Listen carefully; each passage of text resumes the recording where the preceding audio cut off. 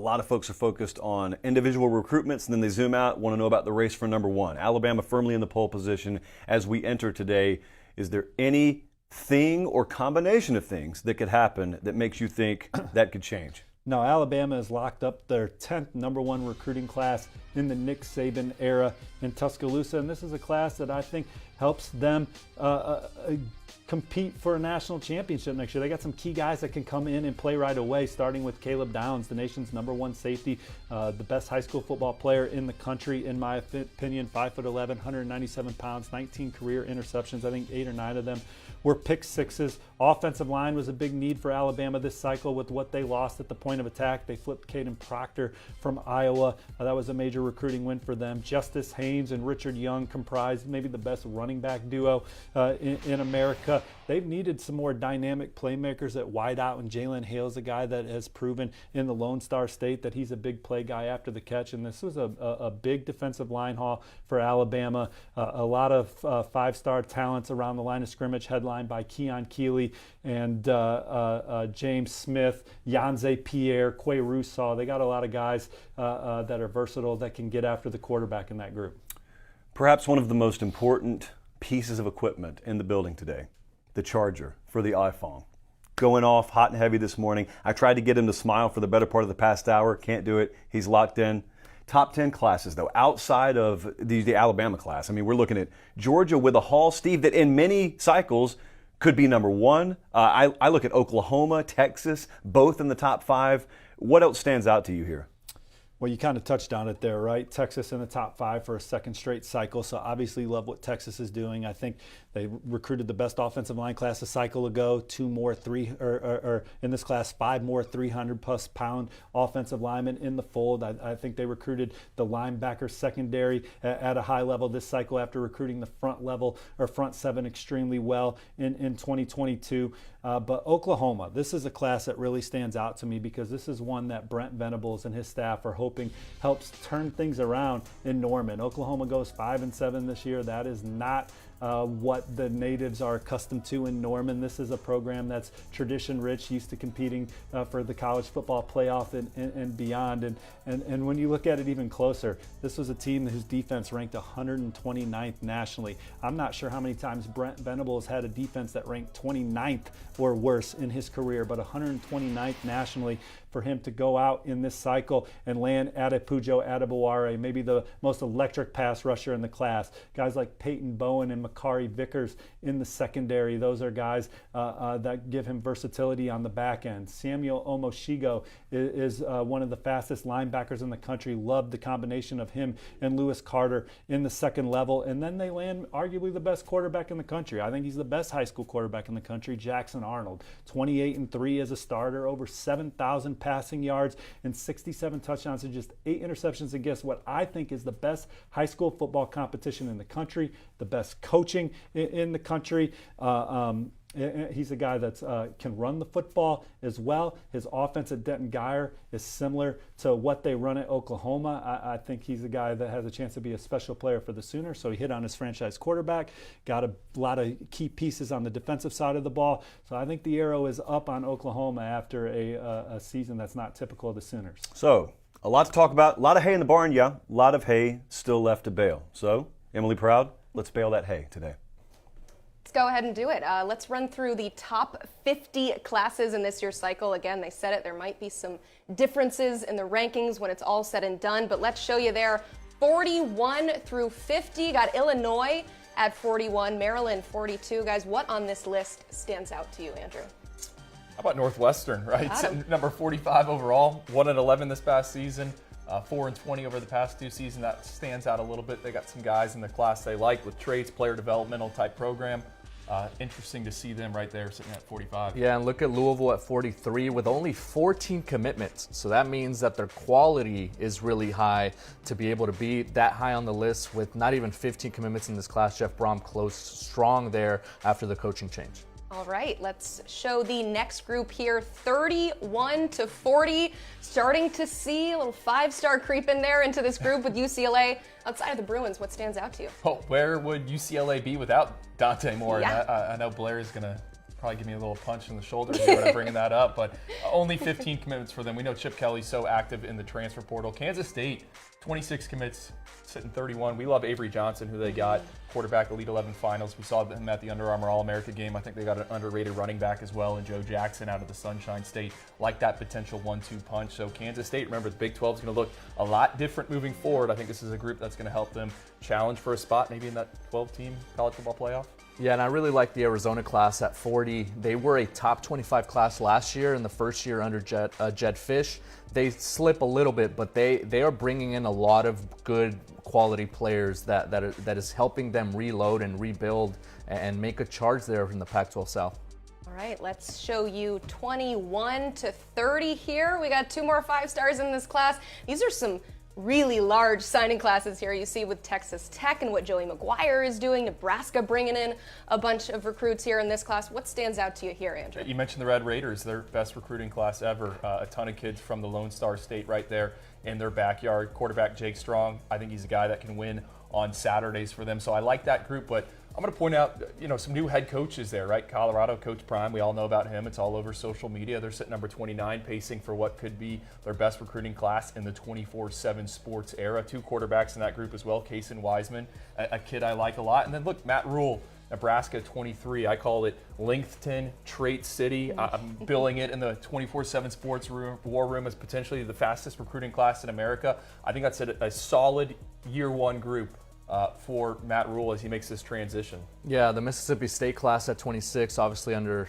Mike Leach. It was his last class that he put together, and this group really stuck together. And I think we're going to look back in a few years and look at this group and what they had to go through there at the final stages of their recruiting cycle. And that's a really good class that they were able to put together. All right, moving on up the rankings, 11 to 20, almost in our top 10. These are some schools that, we're fighting for that top 10 status, but probably going to end up around this area. Is there somebody in this group that stands out to you, Andrew? What about Michigan, right? What about 'em? Back-to-back college football playoff appearances, sitting 18 right there. You look at the recruiting class, and I don't know if there's really like a headliner, a guy that is a household name to the casual out there, but there are some developmental upside, and that's what Jim Harbaugh has done since he's been in Ann Arbor. I just think after 2 appearances on that national stage, maybe we would have seen a little bit more, maybe we would have squeezed a little bit more. I mean, Raylan Wilson, a 5-star linebacker for us at one point, he was committed to the Wolverines. They can't get him across the finish line. He signs with Georgia, so that sticks out to me. I mean, I don't think this group can't make them competitive, but you thought you would maybe get a little bit more out of Michigan. Did you expect to see a little bit more excitement on the recruiting trail for Michigan? I know Jim Harbaugh famously does not care about these rankings, but coming off of back-to-back college football playoff appearances and Big Ten titles. Yeah, I did, and they brought a ton of top talent in for official visits during the summer months, right? And they really just didn't close the deal with a lot of those guys. I mean, Jaylen Brown was on campus, Raylan Wilson, like I said. I mean, they brought a bunch of people in and just couldn't seal the deal. Was that because Jim Harbaugh continues to get linked to the NFL? Maybe. I just think that they, NLI-wise, maybe that wasn't all got together. So I did think Michigan would be a little bit better than this right now after, again, the 2 years that they've had.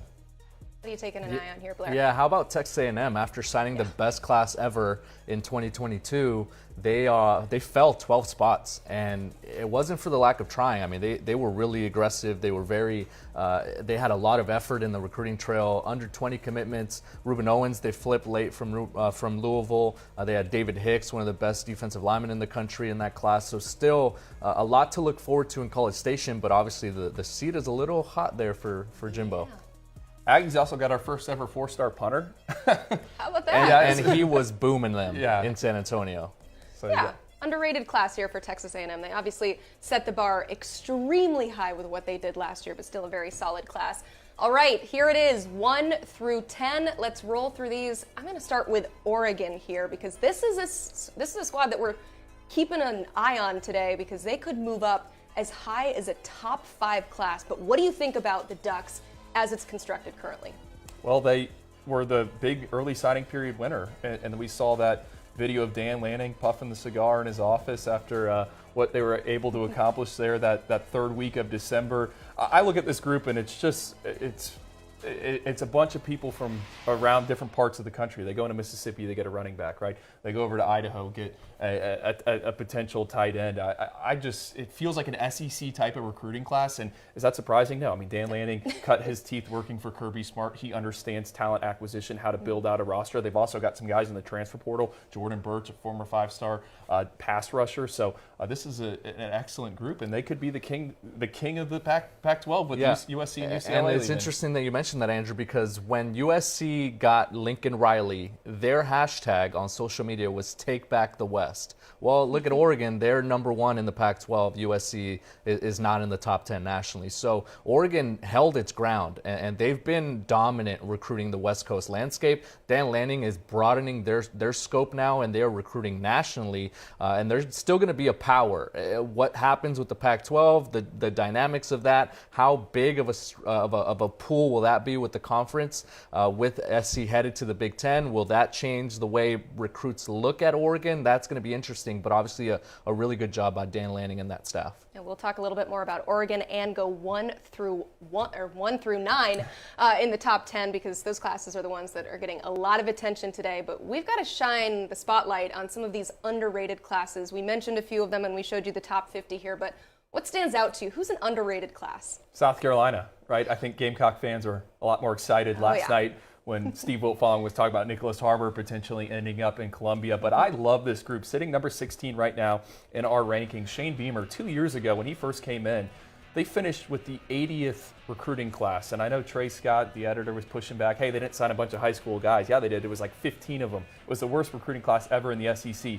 Fast forward 2 years, Shane Beamer, he's quirky on social media, right? Dumping mayonnaise on him, putting on the Blender sunglasses, but it's working. He's relating with kids. Sitting 16 right there. I love this group. Desmond Umazola, he looked like a future NFL pass rusher when we saw him in Orlando. Vakari Swain, he was a late riser for us, two-way athlete. It sounds like they could play him on offense or defense. Oluwatosin Babalade, the big, they call him Tree. Let's just call him Tree. But I nailed that name. I've been practicing. You did. That was great. That was a big win over Maryland. Shane Beamer, I think right before the early signing period, was climbing a tree in his front yard, FaceTiming him.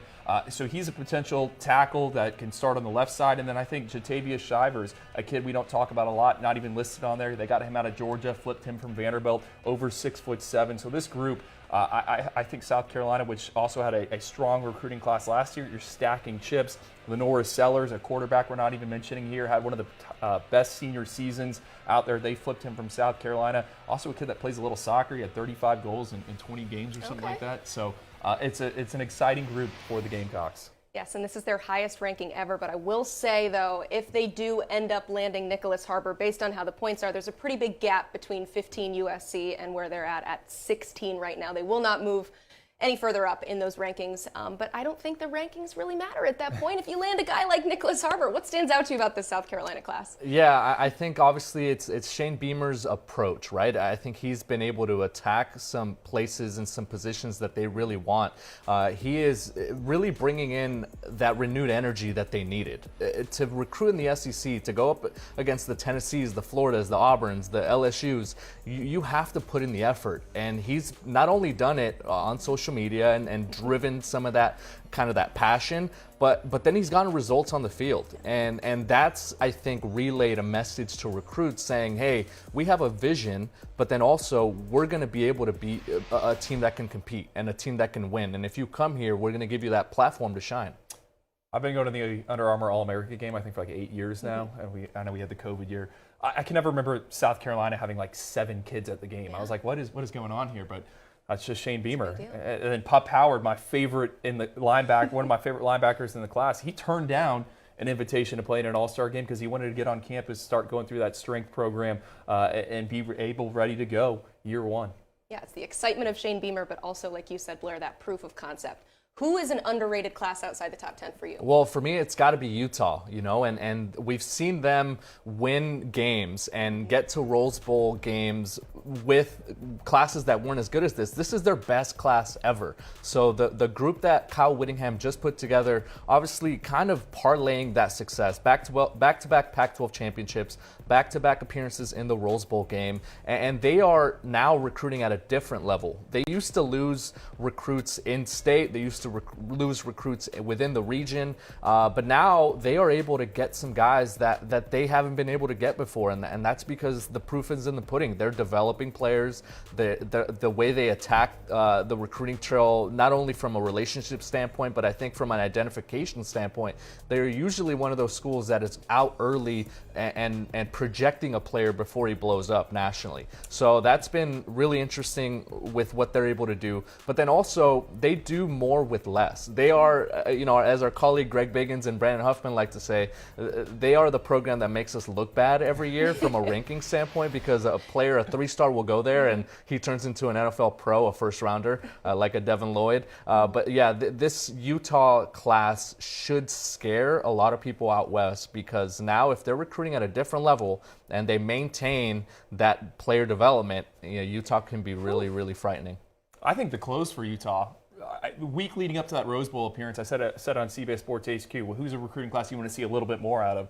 Brought up Kyle Whittingham. Hey, you're the top dog in the Pac-12 right now. Close on the recruiting trail. What do? They go out and get Spencer Fano. Blair, how awesome was Spencer Fano, not only at the All-American Bowl, the offensive lineman from Utah, but also out at the Polynesian Bowl? This is a guy they beat Michigan for. They beat Clemson for him. I think that's a huge addition. CJ Blocker, late rising cornerback for us out of Texas. Big fan of him. Mac Howard, quarterback, they go down to Mississippi, pick up a commitment from him. I think he's a guy, we were talking about trying to find a Brock Purdy in our 2023 rankings, meaning a guy who could outplay his ranking, lead his team to the playoffs. Mac Howard, I think he's got the tools to do that. I love this group, top to bottom. I think we've talked about him at length on my podcast. I mean, I don't know where to start. Mikey Matthews, wide receiver. He shined at the Under Armour All-America game. It's just a solid group, and it's a deep group. And they checked off a lot of the right boxes. Yeah, they don't star chase either. They recruit to their formula and to their roster. And that's something that's been really interesting about this class in particular, that now they are able to star chase a little bit, right? They are able to go out and get adventurous and beat out other programs for a CJ Blocker. They beat out USC, Oregon, Michigan for Caleb Lomu, one of the better offensive tackles out west. They got Spencer Fano, that big offensive lineman from within the state. They're beating, BYU. He comes from BYU family and all that. So it's going to be really interesting to see how they attack this next recruiting cycle, knowing that they're capable of, they're getting a little confident. I think they're capable of winning some of these battles. Did I switch up? Was it Lomu and Spano? I think I got the recruitment switched They up. were both there. Which one was playing Connect Four with Dan Lanning? Which one was that? That was Spencer Fano. Okay. Who won that game? Well, not Dan Lanning, because he's headed to play for Kyle Whittingham, so. Yikes! Wow, it all came down to a Connect Four game. See, that's kidding. the kind of. No, I think there were probably some other factors there as well.